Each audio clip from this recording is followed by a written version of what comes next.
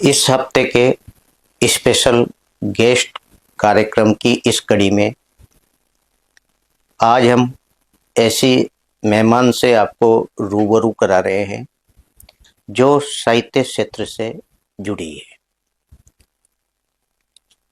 इस कड़ी में हम साहित्य चर्चा करेंगे ऐसी कवयित्री से जो हमारे बीच झालावाड़ से पधारी है। इनके लेखन के बारे में हम इनसे जानेंगे, साथ ही किन किन विधाओं में इन्होंने अपनी काव्य रचना की, इसके बारे में भी हम इनसे बखूबी जानेंगे। आइए बात करते हैं झालावाड़ से पधारी रानी रावल जी से।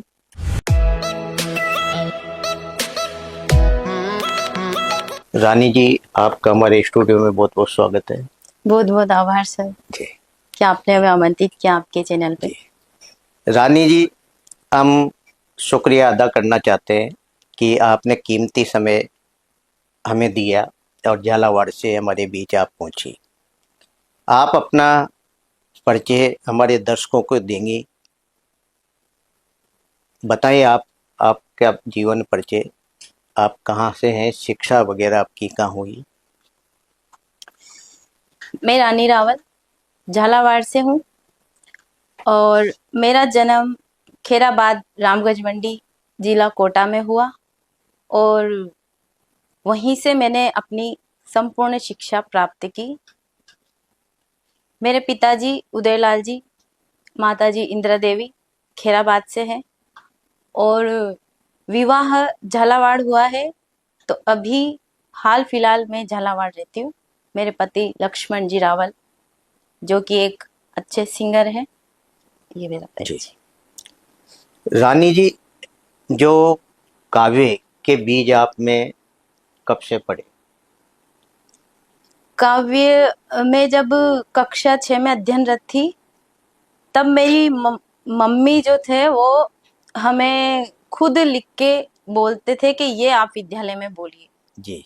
तो तभी से जब कभी वो व्यस्त रहते और हम बोलते कि आप हमें कुछ लिखो तो वो हमसे बोलते कि आप भी लिख सकते हो जी। तब हम भी कोशिश करते कि हम लिख सकते हैं। तो कक्षा 6 से विद्यालय में जो भी प्रोग्राम होते थे तो उन्हें हम स्वयं लिख के और स्वयं ही विद्यालय में उनको बोला करते थे। हमारी स्वयं की रचनाओं को हम विद्यालय में प्रस्तुत करते।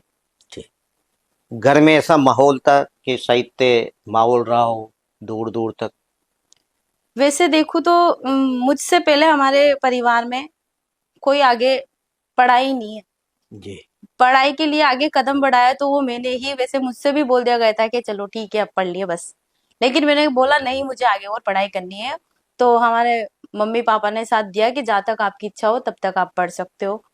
12th पास करने के बाद मैंने पास के विद्यालय में अध्यापन का कार्य प्रारंभ कर दिया और वहीं से पढ़ाना भी और पढ़ना भी। तो मैंने प्राइवेट कॉलेज में फॉर्म डाला, वैसे ही खुद से पढ़ती गई पढ़ाती गई और धीरे धीरे एमए बीएड कंप्लीट कर लिया अपना। और उसके बाद लिखने का शौक था और लिखना मैंने प्रारंभ किया। रानी जी, आप बता रही कि कक्षा 6 से ही एक काव्य लेखन आपने प्रारंभ कर दिया था।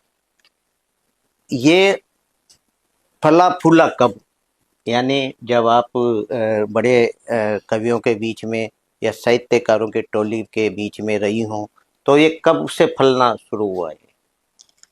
ये जैसे मैं लिखती तो थी और लिखते लिखते एक दिन मेरे पास जो मेरे स्टूडेंट थे वो अक्सर रामगंज मंडी एक्सप्रेस के नाम से एक चैनल है, वहां की पोस्ट उनके स्टेटस पे मैं देखा करती थी। तब मैंने उनसे बोला कि आप मेरी भी रचना दो बेटा जो आप इस चैनल पे आए। तब उन्होंने मेरी एक रचना वहां पे दी, लिखे विधाता लेख जी। तो उन्होंने पहली बार मेरी रचना चैनल पे उनके प्रसारित की।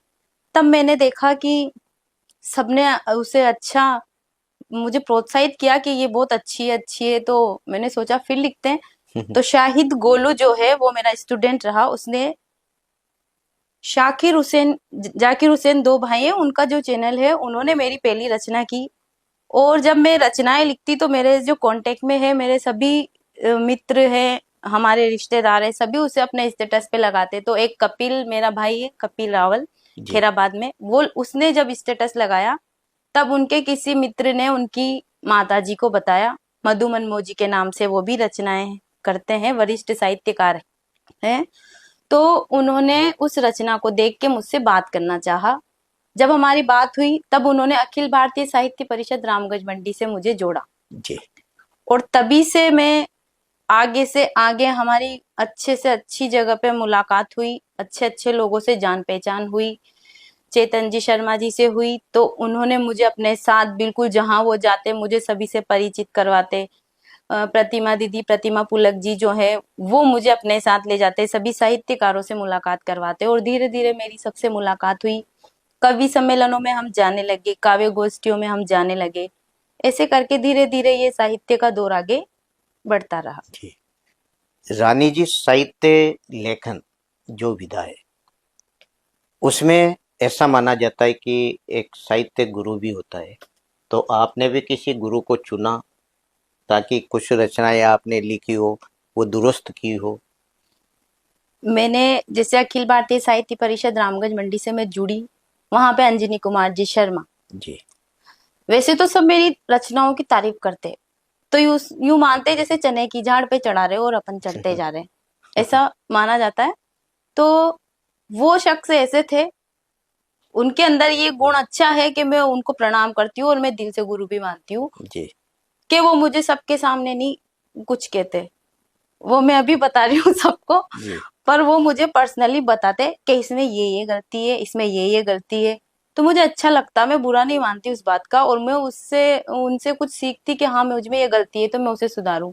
जी और एक महेश जी भी है भैया, वो भी मुझे सिखाते हैं कुछ, अगर मुझसे गलती हो जाए तो वो भी जी मुझे बताते हैं। वो भी अखिल भारतीय साहित्य परिषद रामगंज मंडी से ही मुझे मिले। तो ये दोनों गुरु मानू या जो मानू, मैं इनसे सीखती हूँ। रानी जी, आप का जो लेखन, आपने कई मंचों से सरस्वती वंदना भी काफी अच्छी लिखी। तो कोई जो भी आपको आपकी पसंद की कोई रचना दर्शकों को सुनाए? मैं सर्वप्रथम माँ शारदा को नमन करती हूँ, क्योंकि मैंने लेखन में ज्यादा ध्यान अगर किसी पे दिया है तो वो माँ सरस्वती की वंदनाएं ही है। जी मैं घर पे जहाँ अध्ययन करती हूँ तो मेरी टेबल कुर्सी के जस्ट सामने मेरे पास माँ शारदे की तस्वीर रखी है। जी तो मैं उस शुरुआत करने से पहले उन्हीं का वंदन करती हूँ, और बिल्कुल उन्हीं पर ही मैंने वंदनाएं लिखी है। 15 सरस्वती वंदनाएं अभी मेरे पास लिखी हुई है। जी और एक सरस्वती वंदना है जो कि मैंने बालिकाओं को समर्पित की है, तो वही वंदना मैं आज बिल्कुल सुनाए। आप सभी को सुनाती हूँ। हर बेटी अपने माता पिता की रानी बेटी होती है, और हर बेटा अपने माता पिता मम्मी का राजा बेटा होता है। जी तो उसी आधार पे मैंने रानी बेटी जो होती है उसके ऊपर एक सरस्वती वंदना लिखी है। बिल्कुल सुनाई।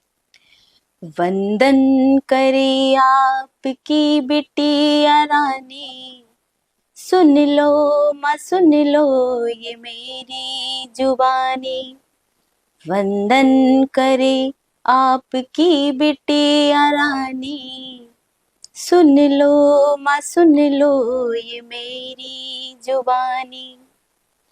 धारण धवल वस्त्र करती हो माँ, दुनिया के संकट हरती हो माँ। धारण धवल वस्त्र करती हो माँ, दुनिया के संकट हरती हो माँ।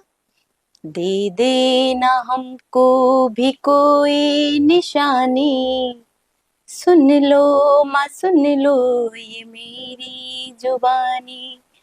वंदन करे आपकी बिटिया रानी, सुन लो माँ सुन लो ये मेरी जुबानी।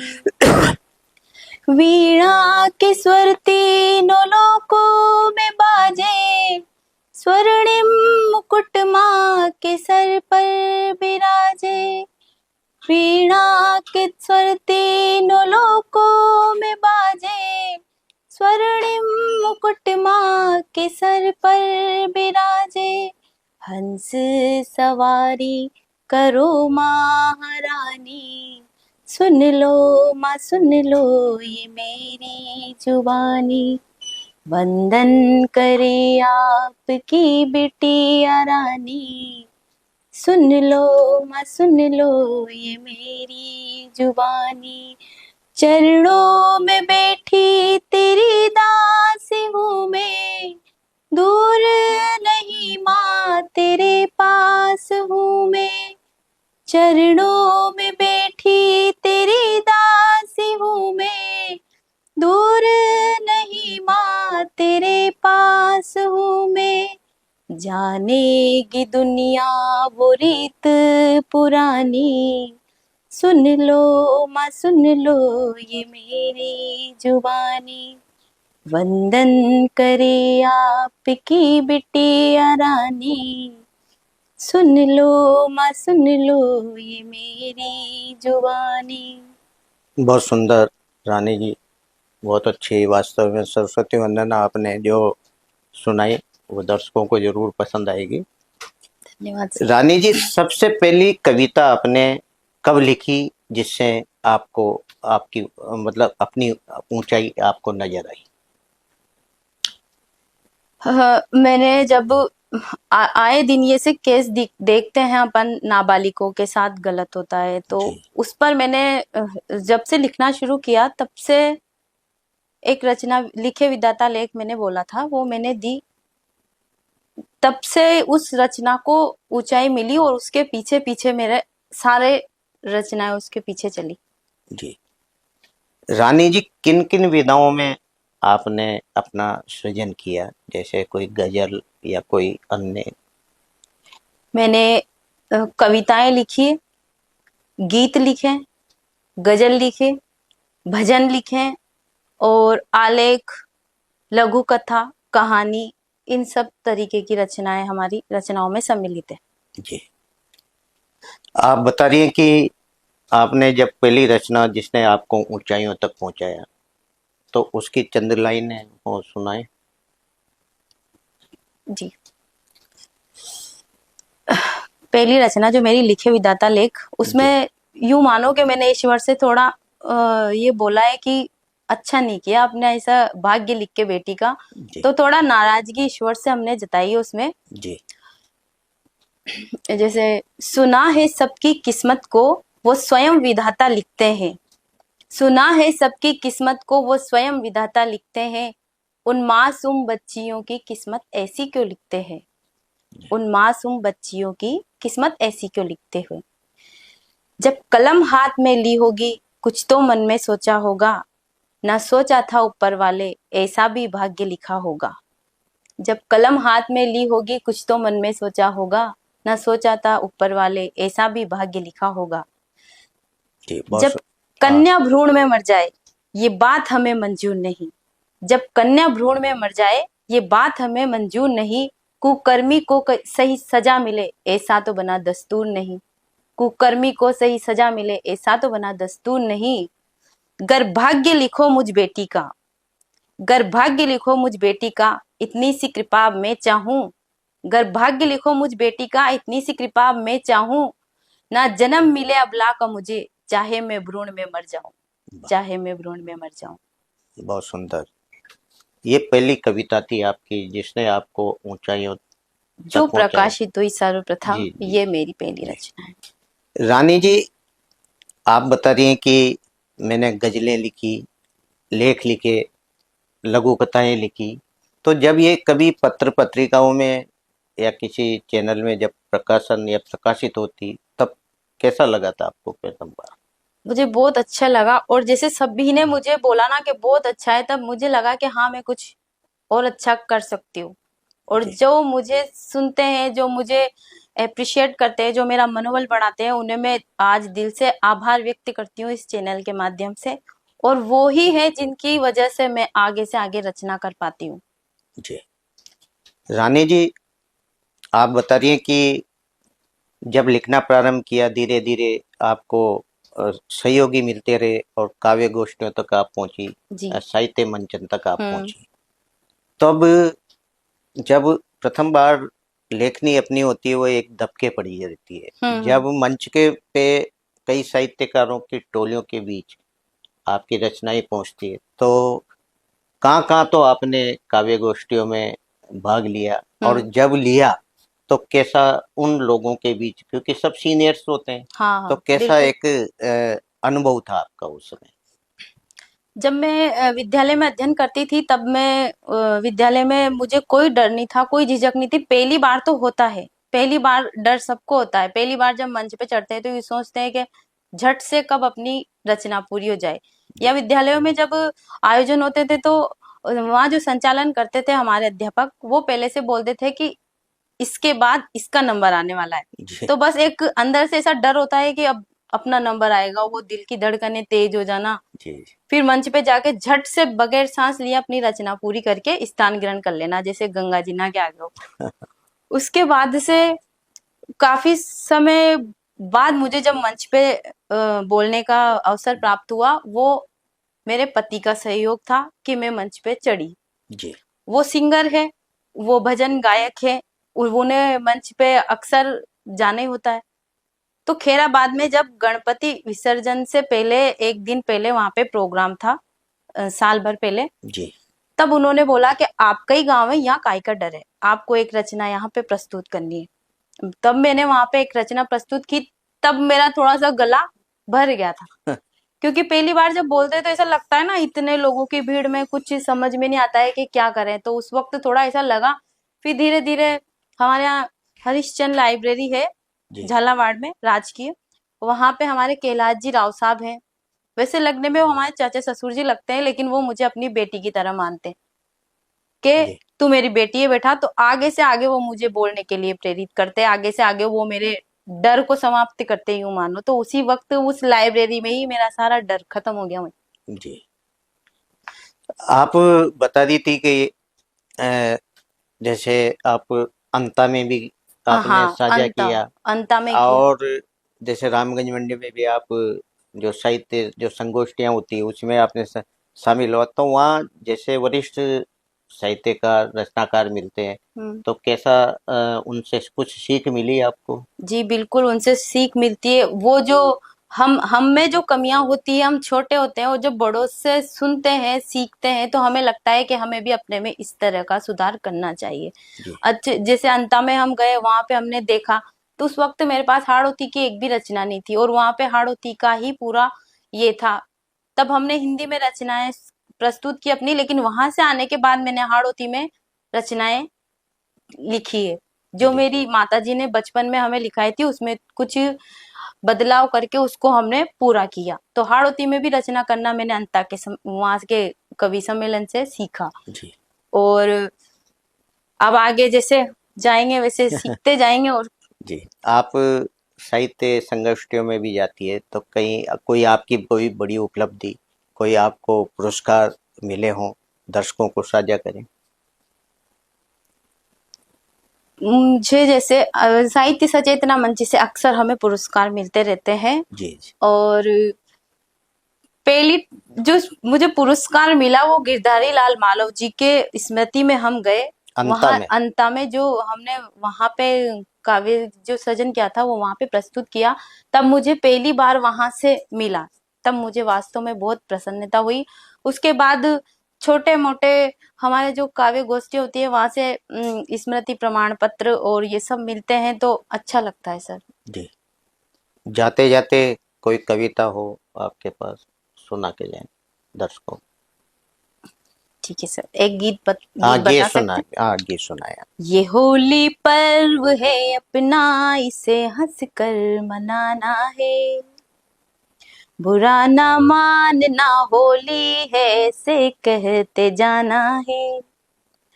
ढोल दो रंग की गागर उसी इंसान के ऊपर, एलर्जी हो जिसे रंग से उसे ही रंग लगाना है। वाह, एलर्जी हो जिसे रंग से उसे ही रंग लगाना है।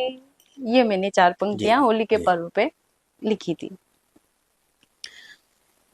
एक गीत मैंने लिखा था, जैसे हमारा शरीर मिट्टी का है और एक दिन मिट्टी में मिल जाना है, बिल्कुल। लेकिन अहंकारवश प्राणी भूल जाता है कि मुझे मिट्टी में भी मिलना है एक दिन। तो उसी के ऊपर मैंने कुछ लिखा था, जी, वो मैं आज साझा करती हूँ सभी से। आशा करती हूँ कि सभी को अच्छा लगे। मिट्टी का पुतला है, एक दिन मिट्टी में मिल जाएगा। मिट्टी का पुतला है, एक दिन मिट्टी में मिल जाएगा। कर्मों का ही खेल है सारा, कर्म ही संग जाएगा। वाह, बहुत बढ़िया। कर्मों का ही खेल है सारा, कर्म ही संग जाएगा। आना जाना लगा है जग में, कोई भी ना टिक पाया। देव हो या दानव हो, सभी ने यहाँ पर दुख पाया। अहंकार के मोती चुग कर फिर पीछे पछताएगा।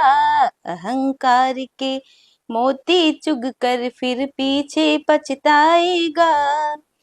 कर्मों का ही खेल है सारा, कर्म ही संग जाएगा। वाह, बहुत बढ़िया। लाभ और हानि में अपना क्यों जीवन बर्बाद करे। कर्मों के व्यापार का तो बस एक प्रभु ही हिसाब करे। उनके ही खाते में अब से नाम तेरा जुड़ जाएगा। उनके ही खाते में अब से नाम तेरा जुड़ जाएगा।